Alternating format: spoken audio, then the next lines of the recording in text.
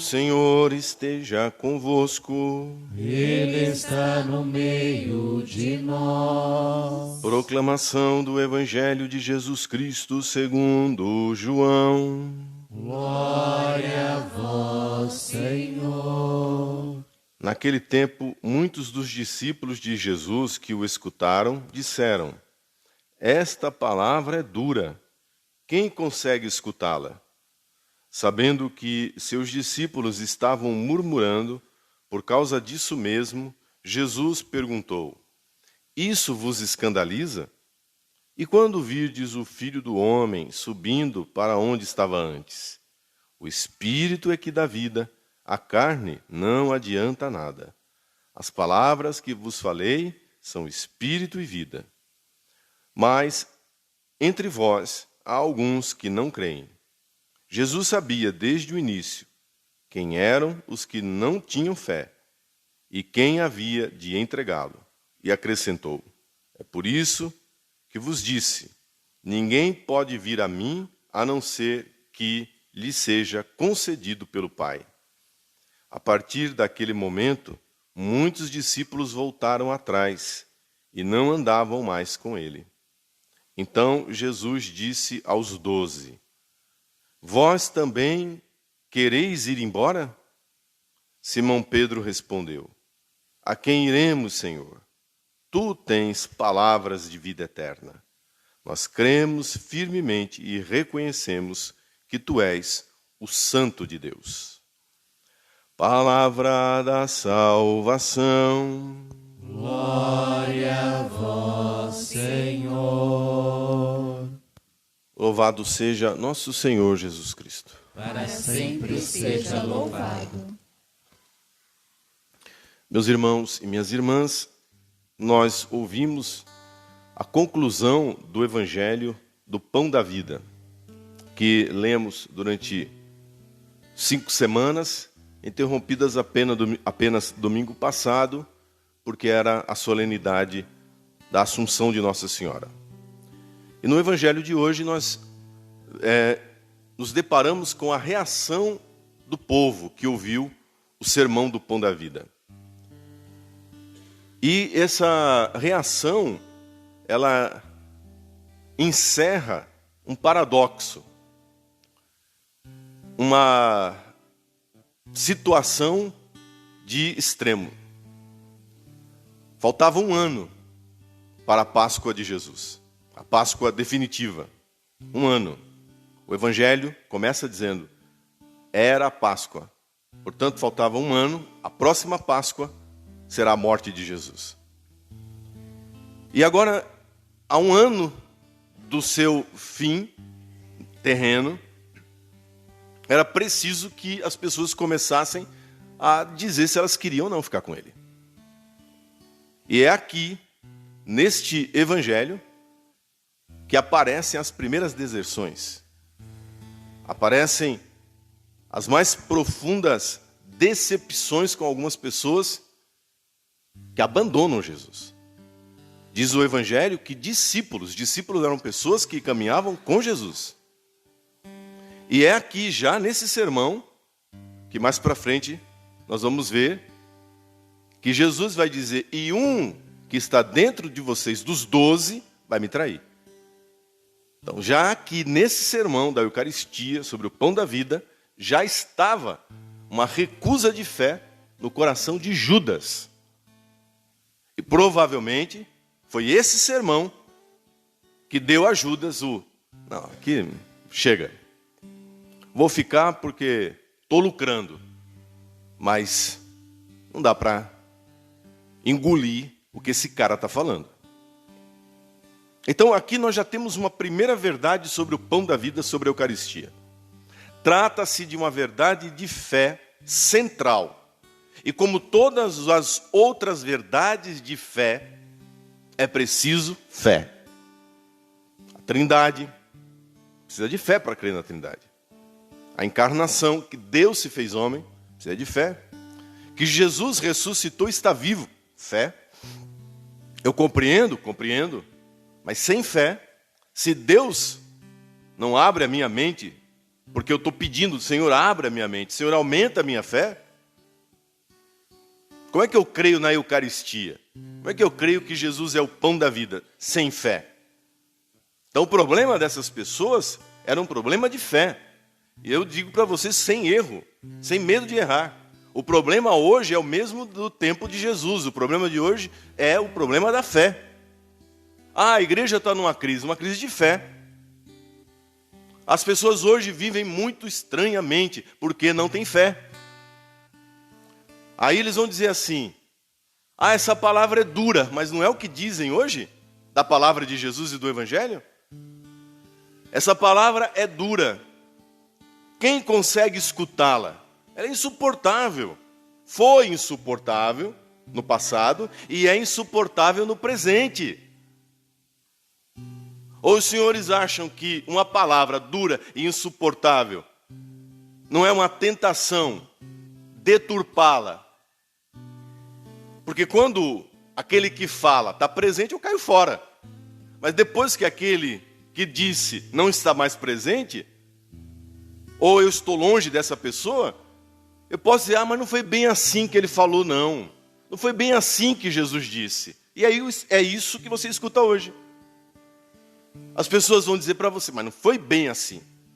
Mas tem que interpretar. Tem que tirar daí o conteúdo, o sentido. Tá, me explica como é que eu tiro disso que Jesus disse no Evangelho passado. Em verdade eu vos digo. Veja, quando Jesus usa em João essa terminação, em verdade, é que aqui o que ele vai dizer não tem mistério, no sentido de paradoxo, de comparação. Não, quando ele diz em verdade vos digo, é que ele vai dizer uma verdade clara, literal. Se não comerdes da carne do Filho do Homem e não beberdes o seu sangue, não tereis a vida em vós mesmos. Por quê? A minha carne é verdadeira comida e meu sangue é verdadeira bebida, verdadeira. Ele não está aqui dizendo, como ele disse antes, eu sou a porta. Claro que Jesus não é uma porta, óbvio. É claro que aqui você tem que fazer uma comparação. Quando ele diz, eu sou o bom pastor, é óbvio que Jesus não trabalhava na profissão de pastor, na agropecuária. Óbvio. Agora, quando ele diz, minha carne é verdadeira, ele está dizendo, eu não estou fazendo uma comparação. Eu não estou colocando aqui algo com o qual você vai ter que lidar para interpretar. O que eu estou dizendo é literal. E é por isso que vai escandalizar. Porque se não fosse literal, porque se não fosse assim, ao pé da letra, ninguém ia achar a palavra dura. Ninguém ia dizer, quem consegue escutá-la? Quem consegue ouvir isso? Se Jesus estava falando por comparação, por parábola. Não. O discurso, o sermão na sinagoga de Cafarnaum gera divisão. Porque Jesus está dizendo, primeiro, que ele é Deus. Ele é Deus. E só Deus pode fazer isso. Dar a sua carne em comida e seu sangue em bebida. E isso era insuportável para um judeu ouvir. Para qualquer pessoa que não tenha fé ouvir. Então, a Eucaristia, o pão da vida, que deve unir, o nome do sacramento é comunhão, o sacramento da comunhão, acaba sendo, veja, paradoxalmente, o sacramento da divisão. Sim, aqui nós separamos, aqui nós dividimos quem está com Jesus e quem quer ir embora. Quem está com a Eucaristia, está com Jesus.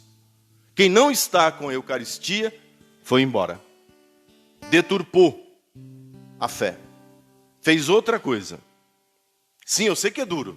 Você já sabe quais as conclusões que eu vou levar aqui.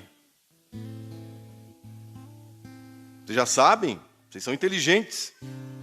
Então, por isso é preciso crer.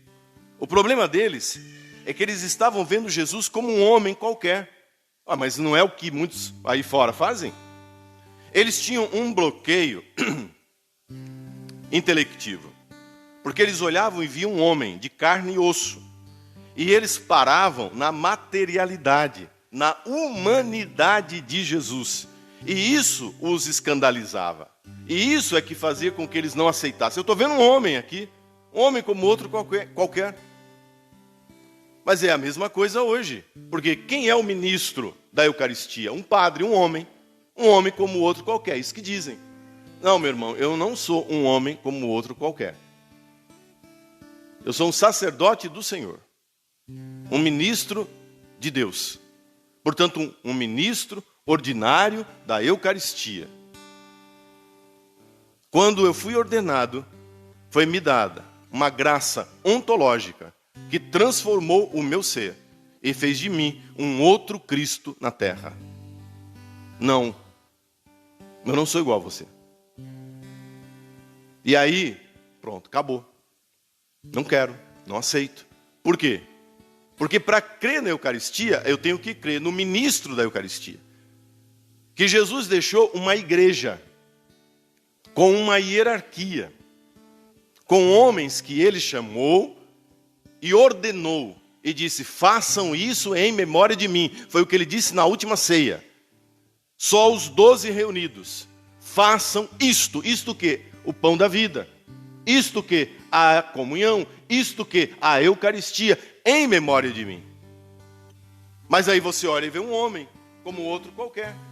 E aí, você vê hoje, como no passado, os católicos, dentro da própria Igreja Católica, desacreditando, primeiro, no ministério dos padres, por causa de escândalo, por causa disso, por causa daquilo, diminui a fé dos católicos nos sacerdotes e, consequentemente, na Eucaristia.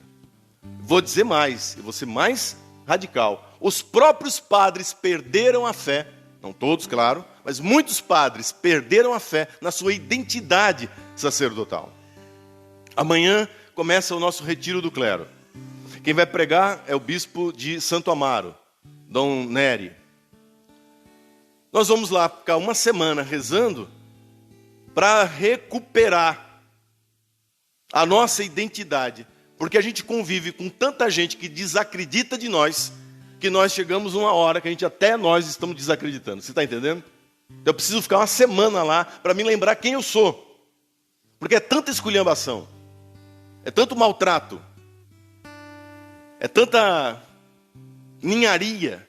Eu tenho que me desdobrar e lidar com tanta coisa baixa e que não tem nada a ver com o meu sacerdócio, que se eu não passar pelo menos, no mínimo, uma semana, tem que fazer mais durante o ano, mas uma semana com todos os padres, eu me esqueço disso. Então, vamos voltar. A humanidade de Cristo os escandalizava. E eles não conseguiam ver a divindade, porque a divindade só se alcança pela fé, compreende? Para que eu entenda que Jesus é verdadeiro Deus e verdadeiro homem, eu preciso de fé. E fé é um dom sobrenatural. Aí por isso, então Jesus vai dizer, e quando vocês virem o Filho do Homem subindo, vivo para o céu. Se vocês não entenderem isso, a ressurreição, de que eu vou voltar para onde? De onde eu vim. Eu sou do céu. Eu existia desde toda a eternidade. É isso que Jesus está dizendo no Evangelho de hoje. E por isso ele vai dizer, a carne, que é isso que vocês estão vendo, está atrapalhando. Ele diz assim, não adianta de nada. Vocês estão barrados, bloqueados pela visão da carne. Ou seja, presos a uma visão curta de Jesus, curta do Evangelho.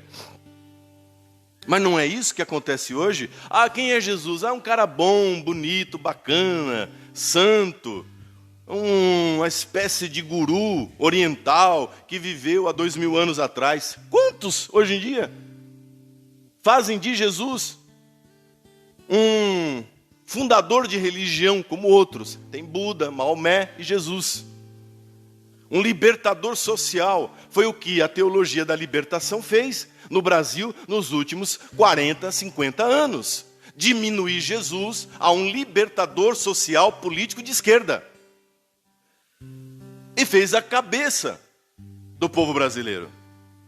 Um rebelde da Galileia que inspira o povo a fazer a revolução social. Quantas vezes quem aqui é de paróquia, de outros lugares, de periferia, já participou, quantas vezes essa foi a visão que foi passada sobre Jesus? Portanto, um homem como outro qualquer. Maravilhoso, tremendo, incrível, mas, agora, uma visão diminuída de Jesus. O que fará? Diminui a fé na Eucaristia. E é por isso que vocês veem essas missas mal celebradas, essas pessoas sem nenhuma piedade, missas celebradas sem nenhuma devoção. A pessoa vem para a missa como se ela fosse para uma praia, como se ela fosse para um passeio. Ela não é capaz de vestir uma roupa decente para vir à missa. E se você falar, e se você se atrever a dizer, a tocar nesse assunto, nossa senhora, não mexa com eles. O Espírito é que dá vida, Jesus vai dizer. As palavras que eu falei são Espírito e vida. Se você não tem o Espírito Santo, para ver Jesus como Ele é verdadeiramente, na profundidade, Ele é Deus, nunca você vai crer nos sacramentos da igreja. Nunca você crerá na igreja, muito menos no sacerdócio. É sério isso aqui que eu estou dizendo. Na Reforma Protestante foi isso que aconteceu. Agora aqui, os protestantes não creem no sacerdócio. Todo crente, todo fiel é um sacerdote. O pastor, ele ministra em nome da comunidade, em nome da assembleia. Vocês sabiam disso? Ele não é diferente. Ele é escolhido por eleição em algumas congregações, em outras ele é escolhido entre aqueles que são os mais inteligentes e tal, e que têm gosto pelo estudo, enfim. Mas ele é apenas um representante do povo. E se a assembleia, se a congregação não gostar, ela tira. Ou o pastor presidente tira. É assim que funciona. Eu estou falando das grandes, viu? Não estou falando dessas seitaradas que estão por aí, não. Estou falando das mais sérias. Nenhuma igreja protestante, nenhuma igreja evangélica crê no sacerdócio. Nenhuma igreja protestante tem sacerdote. Sacerdote é para o sacrifício. Nenhuma igreja protestante crê no sacrifício, que a Eucaristia seja sacrifício. Por isso, porque não é sacrifício, porque não há presença substancial e real, é que a maioria precisa fazer um teatro da última ceia. É por isso que tem que ter copinho com vinho, que não é vinho, é suco de uva, e tem que ter um pedacinho de pão, nem pão ázimo eles usam, como Jesus usou na última ceia, e faz um teatro da ceia. Nas mais piedosas, uma vez por mês. Presbiterianos e tal, muito raro, semanalmente, uma vez por semana. Luteranos, talvez, anglicanos, episcopais, talvez, uma vez por semana. A maioria, uma vez por mês. E a Congregação Cristã do Brasil, uma vez por ano. Eles se põem uma roupa de gala e vão para a Santa Ceia, uma vez por ano. Tem que dizer isso, caramba! Como é que um católico não sabe disso? Que catequese furada é essa? Que você não consegue fazer a distinção, a diferença de uma ceia protestante e de uma missa católica? E achar que é tudo a mesma coisa? Mas é assim, é impressionante. O católico dizer, não, mas tudo igual, tudo fala de Deus. Exatamente, o reducionismo. A pessoa vai procurar Jesus para se sentir bem. Comunga para se sentir bem. Eu vi um sermão do padre Christian Chantar, incrível. Ele dizia o seguinte: tem padre, bispo, preocupado com a maneira com que o povo comunga. Se é na boca, se é de joelho, se é na mão.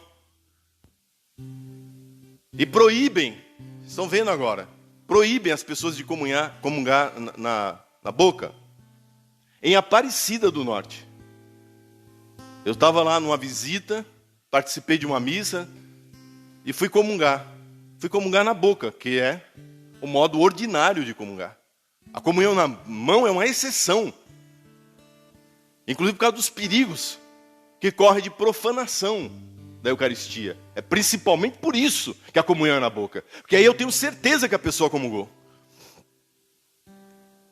A mulher negou, a ministra da Eucaristia negou. Em Aparecida, na Basílica Nacional de Aparecida, é negada a comunhão na boca. Aí você imagina a situação desse país. O que significa? Uma fila de gente, aí a fila quebrou no meio, sei lá o que aconteceu, a mulher dava comunhão assim, ó, corpo de Cristo, assim, por cima das pessoas, jogando a Eucaristia. Sem nenhum zelo, sem nenhuma piedade, uma distribuição, self-service, sei lá o que era aquilo, mas que dava dor no coração de ver a que ponto chegou o trato com aquilo que é o mais precioso da fé católica, que é a Santa Comunhão, a Santa Eucaristia. Aí o padre Christian dizia, tá, ao invés de se preocuparem se comunga na boca, de joelho, na mão, por que não se preocupam com os milhares de católicos, de pessoas que se dizem católicas, que vão para a fila de comunhão sem nenhum preparo? Passam 1 mês, 2 meses sem vir à missa. Quando vêm, se levantam e comungam. Não são católicos. São falsos católicos. Não se confessam há 1 ano, 2 anos, 3 anos e comungam. Não se preocupa, o cara vive em adultério. Vive traindo a esposa. Entra na fila de comunhão, inclusive para passar de bom moço. Rouba o assalariado. Rouba, como empresário, os funcionários. Pagando uma miséria. Pagando indignamente. Trata mal as pessoas dentro da empresa. Depois chega aqui e vem na fila de comunhão, como se, porque eu me sinto bem, porque, ou por tradição, porque acha que, porque está na missa, pode e deve comungar. Não pode e não deve. Porque São Paulo, na carta aos Coríntios, no capítulo 11, diz que quem come o corpo de Cristo, sem discernir o que está fazendo, comunga a própria condenação. Ninguém fala mais nisso? Ninguém toca mais nesse assunto?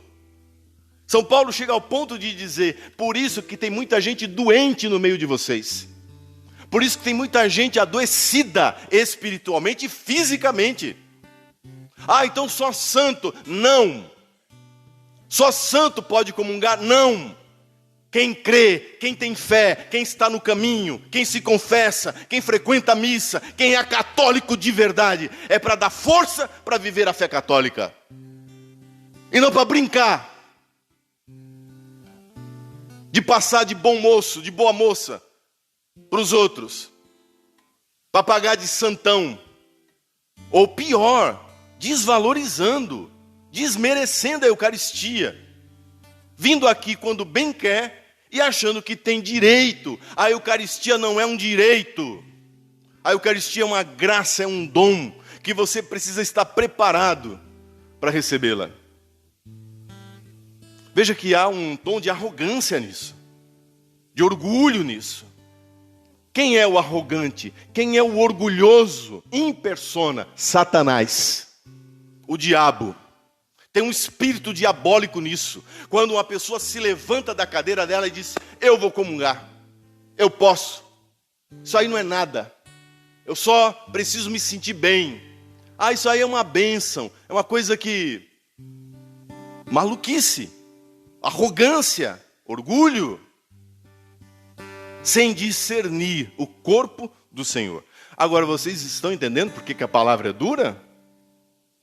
Vocês estão entendendo por que a palavra é difícil de escutar? É por isso que é dura. É por isso que, ó, entendeu? A turma foi embora. É por isso que não andaram mais com Jesus. E se tem aqui alguém que está brincando com a Eucaristia, brincando com o nosso Senhor, tchau. Vai brincar na sua casa. Agora tinha que falar isso toda a missa, né? Cada vez que chegasse a hora da comunhão, tinha que fazer esse sermão. Porque é uma coisa impressionante.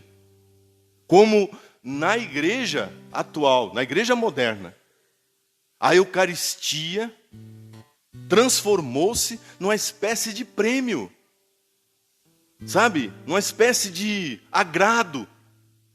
Para que você se sinta bem para a semana e tal. Aí quando você precisa, você vem, aí você pega. Quando na realidade é um compromisso com Jesus. E quem não quer esse compromisso, vira as costas e vai embora. Agora eu termino o sermão. A turma indo embora. Jesus olha para os 12 apóstolos, ou seja, para aqueles que agora têm a missão de fazer essa pregação, de fazer esse ensinamento e de dar o pão da vida. E pergunta para eles: vocês também querem ir embora? Veja que Jesus está dizendo assim: essa é a doutrina, esse é o ensinamento, e não vai mudar. E essa é a beleza de ser católico. Essa é a grandeza de ser católico. Meu irmão, presta atenção nisso. Nenhuma igreja sobre a face dessa terra ensina isso que você acabou de ouvir. Nenhuma igreja. Somente a igreja católica. Seja a católica oriental, seja a católica latina, que é a nossa. Só a igreja católica. Nenhuma. Pode fazer uma encenação mais parecida com a missa, menos parecida, doutrinariamente. Só a igreja ensina esta doutrina. De que o pão se transforma milagrosamente no corpo, no sangue, na alma e na divindade de Jesus Cristo. Por isso que eu não preciso de copo de vinho. Por isso que eu não preciso de tacinha. Porque em cada gota, vocês prestem atenção, nós agora temos uma menina que entrou para os acólitos, ela tem um problema gravíssimo de saúde, ela não pode encostar em trigo. Nem aquele que é modificado, não, nenhum. Ela comunga apenas no sangue de Cristo. Sempre aqui no altar vocês vão ver, quando ela está presente, uma taça, um cálice, com sangue precioso do Senhor. E ela comunga apenas no cálice, o sangue de Cristo. E ela comunga inteiro Jesus, o corpo, o sangue, a alma e a divindade, porque aquele sangue é o sangue de um corpo vivo. Amém? Por isso que quando você comunga o pão eucarístico, você comunga Jesus inteiro. Todo ele, a vida dele, a graça dele, a presença dele na sua vida. Agora eu pergunto para você, você quer ir embora? Padre, mas eu não posso então comungar. Sim, faça a comunhão espiritual. A hora que chega a hora da comunhão e você não está preparado, e você tem essa consciência, você fez esse discernimento, diga: Senhor, Senhor, eu te recebo aqui no meu coração. Enquanto as pessoas estão indo comungar, você está recebendo aqui no seu coração. Meu irmão, a bênção derrama-se sobre a sua vida. Aí sim você é abençoado. Você vai ter forças para mudar, você vai ter forças para buscar a confissão. Você vai ver que semana abençoada, quando você não toma uma atitude orgulhosa e prepotente de dizer: eu vou, ninguém me julga. A sua consciência te julga e você sabe que você não pode comungar. E aí a comunhão espiritual faz toda a diferença na vida das pessoas que, por enquanto, ainda não podem comungar fisicamente. Meu irmão e minha irmã, você quer ir embora? É uma pergunta que Josué faz na primeira leitura. Depois de tudo que eles passaram, junto com Moisés, chegaram à terra prometida. Agora vocês querem servir outros deuses? Vocês querem ir atrás de outra religião? Vocês querem ir atrás de quê? Se só Jesus tem palavra de vida eterna. Se só aqui você encontra o corpo do Senhor. Vocês querem ir embora? A quem vocês querem servir? Eu não sei vocês, mas eu e minha casa serviremos ao Senhor. Repita comigo: eu e minha casa serviremos ao Senhor. Mas com toda a fé, eu e minha casa serviremos ao Senhor. Pedro disse: Senhor, nós não vamos para lugar nenhum. Não é que a gente tenha entendido tudo, não. Porque é fé, né? É mistério. Mas nós não vamos a lugar nenhum. Nós ficaremos com o Senhor.